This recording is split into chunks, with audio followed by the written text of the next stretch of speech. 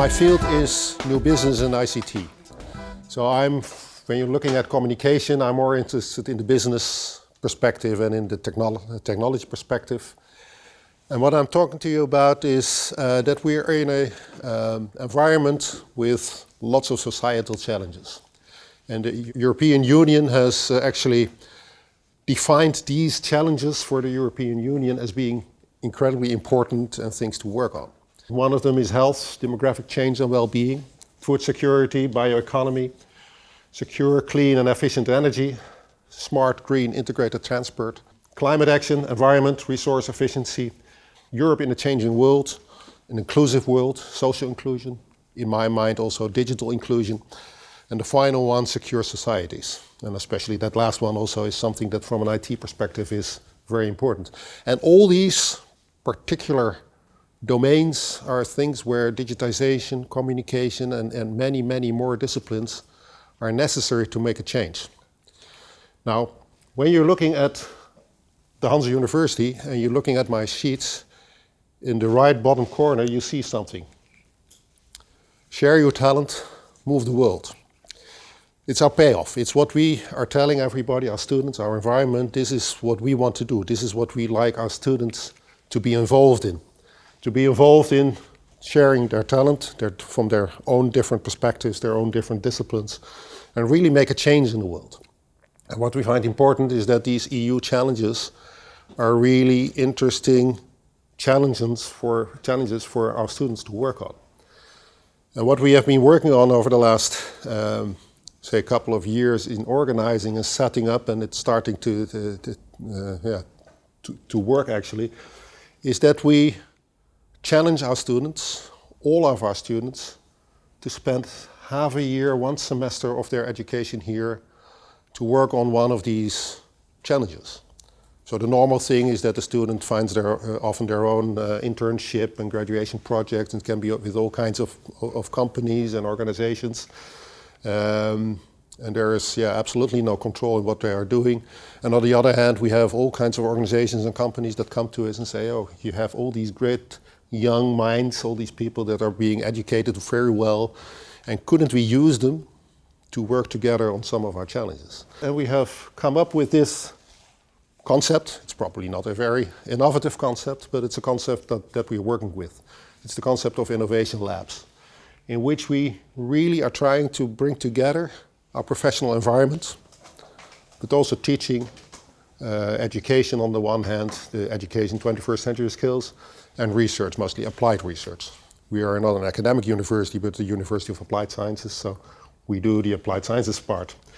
And by bringing that together, we're trying to set up an environment where our students are challenged to work on many or most of those challenges that you just saw, the European challenges. And there are some things that are hard to organize in this. It's not hard to get assignments. It's not hard to get companies from outside to work with this. There's more demand than we actually can offer. But it's really hard to have a very good integration of research and education. And that's what we really have to work on. Why is it hard? It's hard, for instance, because we have to create a process in which you have learning outcomes and project results that go hand in hand. Why is it hard? It's also hard because we do this in an interdisciplinary way. It is students from all kinds of different educations and schools that are in different phases of their education that need to work together and work on a single project. And often we spend a lot of time, I wouldn't say waste or lose, but we spend a lot of time in getting students to understand other students. So for instance, if I have an IT student and I have a healthcare student, when they talk about protocol, they have completely different ideas of what they mean. So the way of getting them to interact, to work together, is quite hard.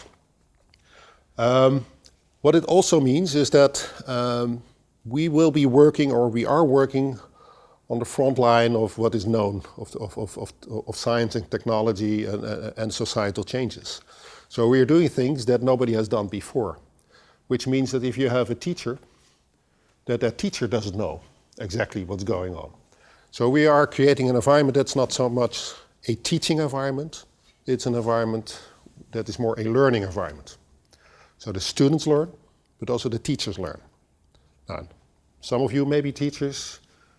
I find that it is for many teachers very uncomfortable to be in a situation where you don't know exactly what's going on, you don't know exactly what the project results will be, you don't know what kind of surprises you will meet on the way, and still you're responsible for those learning outcomes. And so how to organize that, how to set that up, it's something that's hard, and that's also something that we are learning on the way right now. So when you have a strategic plan and you ask deans to start creating these innovation labs, you get 130 ideas for new innovation labs. That's what's happening with us. But we are concentrating many of the things that we're doing. And from the technical perspective, we do have these. And Entrance is our environment for energy transition, one of those EU challenges. There's another one that's actually already partly there, that's Cernica Advanced Processing, that's about bio-based. That's about the process technology. That's the new future of a green environment. There is something being set up, building. You may know that we have earthquakes in this area, not the ones that most people know, but because we are pumping up gas all the time. We are trying to understand what's going on there. And by the way, when we're doing that, can we make all those houses energy neutral and also suitable for independent living? And that's actually in the title of my talk that we're working on, is the Digital Society Hub. Because each and every change has a lot to do with communication technology, communication as a means to organize transitions, to actually entice people to change their behavior, and to the things that we want to do to have a better world and to actually address those societal challenges. IT is everywhere. Everybody needs IT nowadays. You cannot go in this world without knowing a lot more about IT. So the Digital Society Hub is in a way also a training center for people who have no inclination to do anything with IT in their life, but we know that they will have to at some point. So that's a function that we're setting with all kinds of combinations. And then in the right-hand corner you will see Cube. We have an incubator that's quite successful. At this time we are doing about 350 startups a year. Some of them are very successful, some of them not so successful. One of the more successful ones right now has had, I think, about 40 million US dollars in funding. It is actually located now in Silicon Valley, so that's the kind of things that can happen that we're working on. And we're using all those innovation labs actually to give much more influx in this incubator. And then we thought, well, this is nice, all this innovation. We're doing this on a high level with academic universities and ourselves. But when you're looking at our economy in the north of the Netherlands, it's mostly a practitioner's economy. It is vocational, and academic research does not fit so well. So when you're coming up with all kinds of innovations, for instance, in green energy, you still need people who are going to install that in houses. To build new kinds of houses. So you need a way to get that information, that knowledge, to practice. And actually not here at campus, but everywhere in the region. So we are setting up more and more what we call implementation labs. So you have innovation, you have implementation. So to make that transition from research, from our students that come up with all these great ideas in those innovation labs, and to actually make it happen in the real world. So we are building quite a few in the region, and this is just a few. There will be many more. And then when you're looking at what does that bring us?